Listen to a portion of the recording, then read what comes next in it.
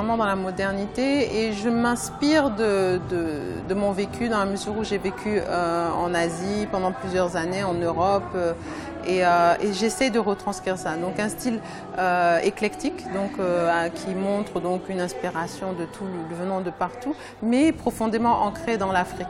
Portable partout, sans qu'il y ait ce cliché boubou ou quoi que ce soit. Il faut qu'on sente que ça vienne de chez nous, mais qu'on a évolué. Je travaille avec tout. J'avoue que je travaille sur tout. J'aime beaucoup travailler en mélangeant des pagnes avec du stretch, parce que pour moi, la femme c'est une femme moderne aujourd'hui, donc qui s'habille d'une manière quand même très féminine, donc près du corps.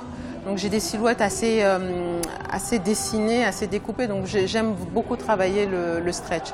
Mais après, je suis ouverte sur toutes les matières. La soie, par exemple, est une matière que j'aime particulièrement. Je travaille la broderie, donc c'est vraiment en fonction des besoins des clients, je m'adapte. Au départ, j'avais commencé ma carrière dans la gestion de patrimoine en banque, donc pendant plusieurs années, mais il arrive un stade où on se rend compte que je ne m'épanouissais pas du tout. Et je me suis posé la question, qu'est-ce que j'aimais vraiment faire et pourquoi? Et la réponse s'est imposée à moi. Et j'ai pris mon courage à deux mains, donc à plus de 30 ans passés, j'avais des enfants. Mais j'ai repris mes études de stylisme. Pour étudier, ça a été très difficile. Vous imaginez une maman avec des jeunes filles sorties tout droit du bac de 17-18 ans, donc il a fallu me réadapter aux horaires également, parce que les gens ont tendance à sous-estimer notre formation, mais c'est une formation très très très prenante, bien plus que l'école de commerce ou les classes préparatoires. Mais une fois sortie de là, donc j'ai eu la chance, Adama à Paris m'a tout de suite donné la chance de pouvoir défiler pendant la Black Fashion Week, puis la Dakar Fashion Week. Donc j'ai eu le privilège de démarrer déjà avec les plus grands. Donc je vais dire que je n'ai pas eu ces balbutiements de début et j'ai eu un retour très favorable dès le départ dans la mesure où j'essaye vraiment de mettre en avant l'excellence africaine des finitions, un travail plus soigné parce que je trouve que les designers africains souffrent de cette réputation-là, de manque de finition, quoi, alors que on évolue, on n'a souvent pas les moyens nécessaires d'aller à la mesure de ce qu'on a envie. Mais on fait de notre mieux et les choses changent. Donc maintenant, moi, c'est vraiment ce message que je cherche à véhiculer. Je considère que je suis une jeune créatrice, jeune en expérience, mais pas en âge. Et donc j'avais commencé avec la Black Fashion Week, Dakar Fashion Week, et puis entre-temps donc j'ai fait l'Angola aussi. Donc là, je ferai bientôt la Dakar Fashion Week à nouveau. J'ai été à Conakry pour des défilés. Non, là, et bon, beaucoup, surtout vraiment, j'aime beaucoup défiler au Sénégal parce que le public est vraiment accueillant et j'aime beaucoup les mannequins même sénégalais. Je trouve qu'elles ont cette énergie, cette aura. Moi, je trouve qu'il y a un côté très félin qui correspond à mes idéaux en termes de morphologie de femme. Mesdames et messieurs, je vous demande d'applaudir la créatrice Alia Barré, qui représente le Niger.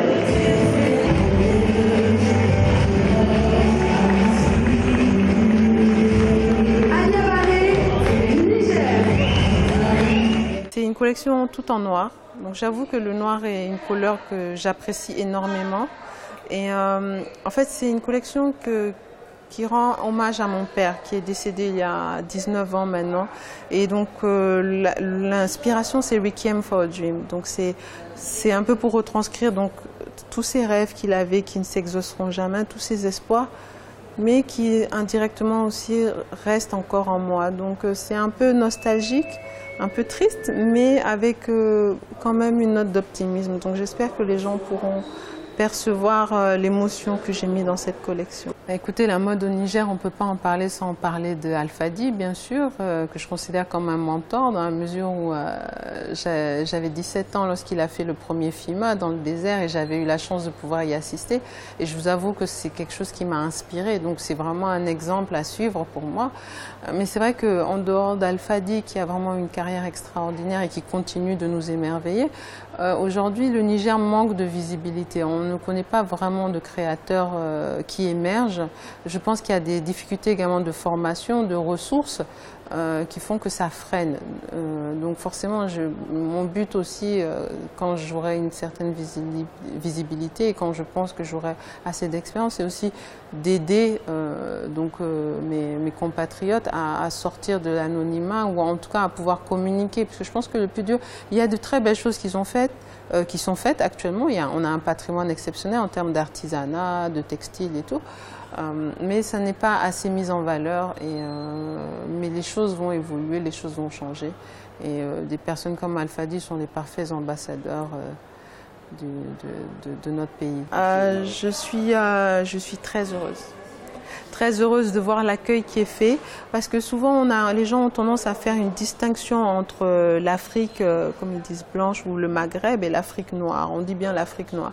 Et là, moi, mon ressenti, là, en venant ici, c'est que c'est qu'une Afrique. C'est qu'on ne fait qu'un. Il n'y a pas de barrière, il n'y a pas de frontière. Il y a cette soif d'intégration et d'échange. Et donc je suis très heureuse et ça fait chaud au cœur. L'accueil qu'on nous a réservé ici, sincèrement, c'est... non, il n'y a pas de mots pour l'expliquer. C'est de la chaleur, de l'humanité, de l'envie de nous découvrir. Et donc je suis vraiment, je me sens honorée et je me sens très heureuse parce que vraiment les choses changent, les choses évoluent. Des conseils, il y en a beaucoup. C'est pas un milieu facile. Comme on dit, tout ce qui brille n'est pas d'or, donc ça c'est important. Beaucoup de gens voient les podiums, les applaudissements, mais ça c'est 5 minutes de lumière pour des mois de travail, des mois de frustration souvent, parce qu'on ne peut pas forcément faire tout ce qu'on veut.